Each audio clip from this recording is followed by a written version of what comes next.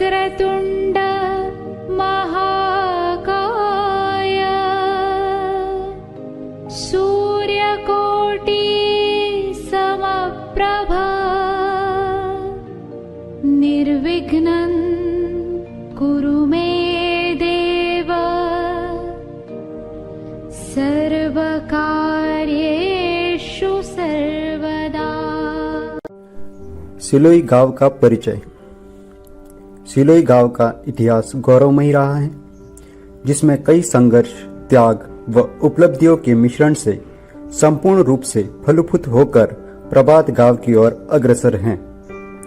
गांव में गुजरात से करीब 500-600 वर्ष पूर्व मोरन नदी के तट पर आकर कुछ परिवार बसे व एक सुसज्जित गांव की बनावट की, जिसका मुख्य पेशा कृषि व पशुपालन था। एक खुशहाल गांव, किंतु प्रकृति की एक ऐसी मार, बाढ़ के रूप में, जिसने सब समाप्त कर दिया। सभी परिवार अपना घर, जमीन छोड़कर करीब 2 किलोमीटर दूर आकर बसे व अपना जीवन नए सिरे से शुरू किया व फिर से अपना नया घर, खेत खलियान संपूर्ण रूप से तैयार कर एक खुशहाल गांव का निर्माण किया।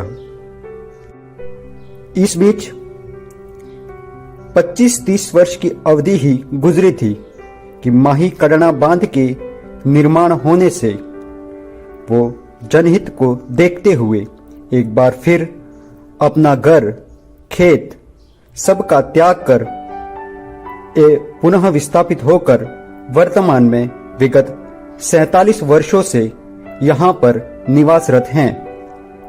गांव का भौगोलिक दृष्टि से करीब 26 डिग्री 66 मिनट उत्तरी अक्षांश से 74 डिग्री 30 मिनट पूर्वी देशांतर पर स्थित होकर करीब 466.65 हेक्टेयर में फैला हुआ गांव है। गांव में करीब 2079 लोग निवासरत हैं, जिसमें 1032 महिलाएं व 1062 पुरुष हैं, जहां साक्षरता का प्रतिशत करीब 69%, जिसमें 82% पुरुष और 72% महिलाएं साक्षर हैं।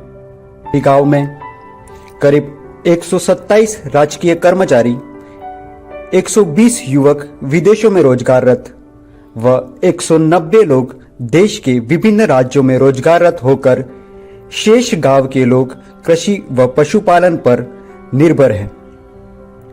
सिलोही गांव में वर्तमान में सभी प्रवेश द्वारों पर सनातन संस्कृति के अनुसार कुल 6 मंदिर बने हुए हैं, जिनका जीर्णोद्धार कार्य प्रगति पर है।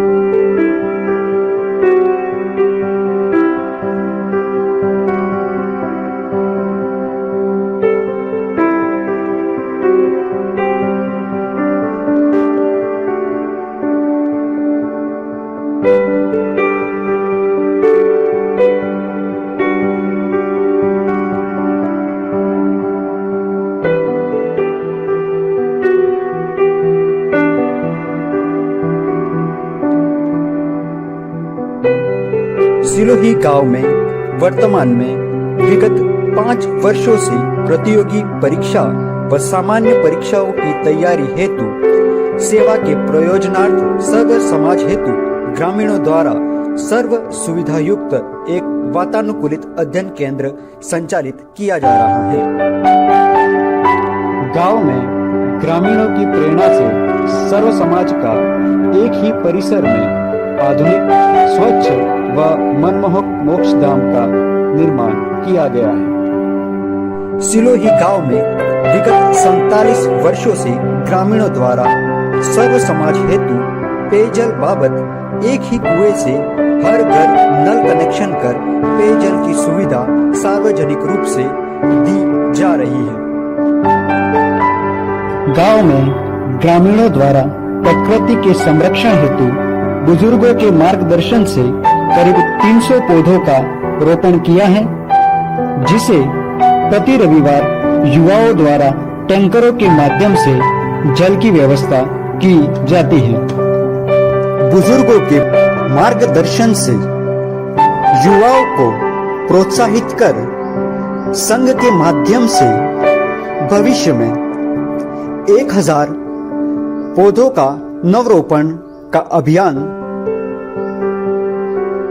चलाया गया है। साथ ही प्रत्येक घर में एक तुलसी का पौधा अनिवार्य रूप से रोपण किया जाएगा। संघ के माध्यम से घर में लक्ष्मी रूपी पुत्री होने पर 5 वृक्ष उस परिवार द्वारा लगवाना किया जाएगा।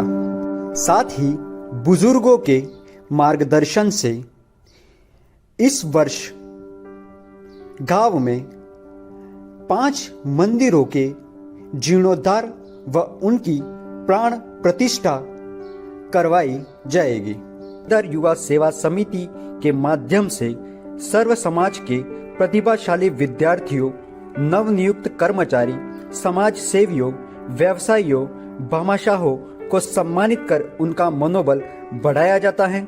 साथ ही सांस्कृतिक कार्यक्रम आयोजित कर वक्ताओं द्वारा भावी पीढ़ी को संस्कारवान बनाने हेतु मार्गदर्शन प्रदान किया जाता है।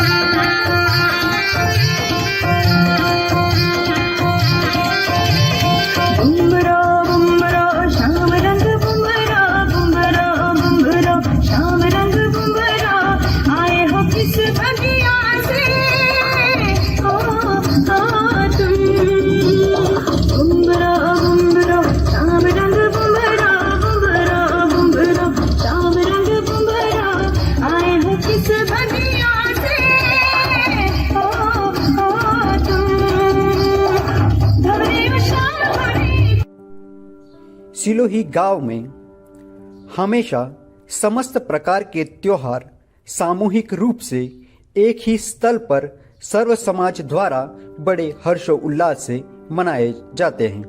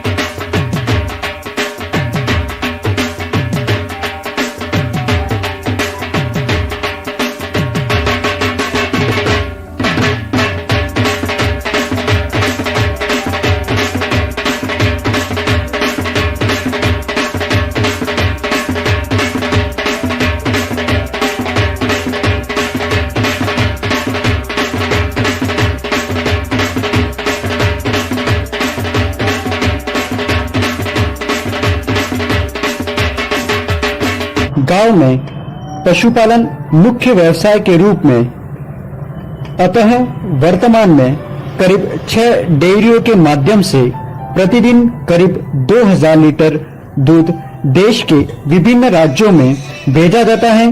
साथ ही गांव में एक लघु पापड़ उद्योग संचालित है, जिसमें महिलाओं को प्रोत्साहन देने के लिए और रोजगार के अवसर प्रदान करने के लिए करीब 200 लोग यहां रोजगाररत हैं व यहां से पापड़ देश के समस्त राज्यों में भेजा जाता है।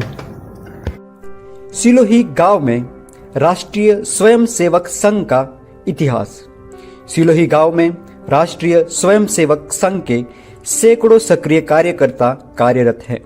इसका इतिहास जनवरी 1972 से शुरू हुआ, जिसमें प्रथम आरएसएस की शाखा जनवरी 1972 की संध्या को डॉक्टर रिचपाल सैनी निवासी सीकर, हाल चिकित्सक, जिनका पदस्थापन स्थानीय गांव में था, एक स्वयंसेवक थे जिन्होंने करीब 19 युवाओं को प्रोत्साहन देकर इसकी शुरुआत की। निरंतर शाखा का संचालन शुरू किया व युवाओं को इनके माध्यम से जोड़ते गए। डॉक्टर रिचपाल सैनी अपनी 5 वर्ष की आयु से ही एक सक्रिय स्वयंसेवक रहे। उन्होंने वर्ष 1972 से 1974 तक स्थानीय गांव में चिकित्सक के पद पर कार्यरत रहे।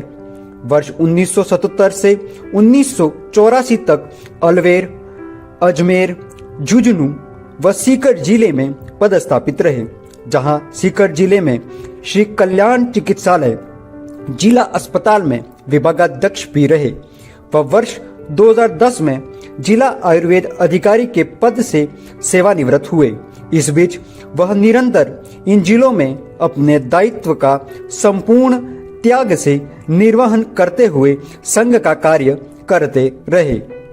तदुपरांत गांव में एक अध्यापक वेलचंद पिता दलजी पाटीदार द्वारा सक्रिय रूप से निरंतर शाखा का संचालन कर कई स्वयंसेवकों को जोड़ते हुए संघ के विभिन्न दायित्व को निभाते हुए 10 वर्षों तक जिला कार्यवाहक के रूप में अपनी सेवाएं देते रहे व आज दिनांक तक संघ से जुड़े हुए हैं। समस्त ग्रामवासियों की तरफ से आप सभी आगंतुकों का हार्दिक स्वागत एवं अभिनंदन। राम राम।